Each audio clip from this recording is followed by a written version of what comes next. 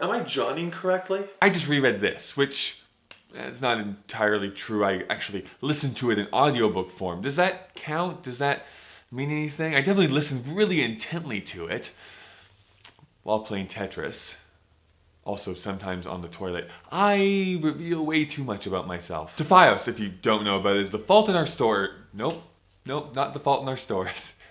I can never find anyone to help me. That's the fault in our stores. Tefios, if you don't know about it, is actually called The Fault in Our Stars, which is written by John Green, a vlogbrother and generally swell internet guy. I actually rode with him down an elevator at last year's VidCon, and every part of me wanted to talk to him, and I was too nervous and I couldn't do it. And finally we get to the very bottom floor, the doors open, and I let out, "I love your work." And like, I'm a crazy person, okay? He was really nice about everything. And to just make some conversation, at least I presume that's why he said it, he was like, "This way to the convention?" And I was like, "You are incorrigible, John Green." Although out loud, what I actually said was like, "I think so."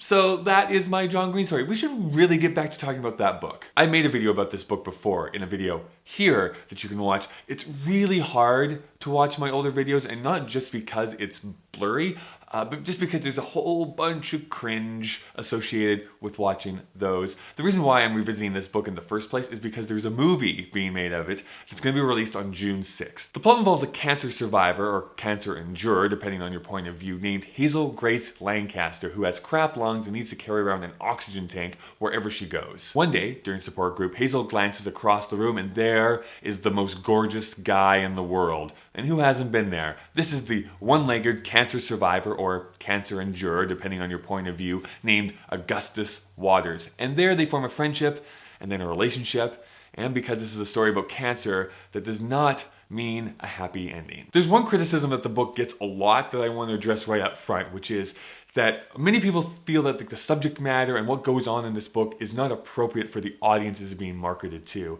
And I don't really buy that argument at all. It's as if reviewers from 2012, when this book was released, don't realize that teenagers, whether in real life or through other forms of media, have never experienced pain. This also gets into that whole debate about whether young adult fiction is even worthy of being talked about, which is all a bunch of bullshit, but I don't really want to talk about that right now. I really do love this story. It really focuses on a family having to come to grips with a tragedy that they're dealing with. It also focuses on teenagers with real disabilities having to deal with those disabilities. And as a parent, do you allow your teenager to act like a teenager, or do you raise them up into some weird child-adult hybrid, which is a really good, I guess, term or definition of what teenagerdom is. What gets talked about a lot from this book is the love story between Hazel and Augustus. And while I agree it's fairly epic and it's great to watch how that unfolds throughout the entire book, it's not as if any one of those characters actually like sings their devotion to one another, like blue canary in the outlet by the light switch, who watches over you? Make a little birdhouse in your soul, not to put too fine a point on it. Say I'm the only bee in your bonnet. Make a little birdhouse in your soul. Although that would be pretty freaking awesome if that happened. There are a bunch of themes I could delve into, but just to knock off a few, the ability to move on, or not. The author's role in art and who really owns it once it's out in the world. Why stories matter. Love. Death. There's a lot of stuff packed into these 313 pages. The one theme that I obsess about from this book is this idea of legacy. Augustus fears that when he is gone from this world that nobody's going to be remembering him because there's just nothing that he has done that has made him worthy of the history books.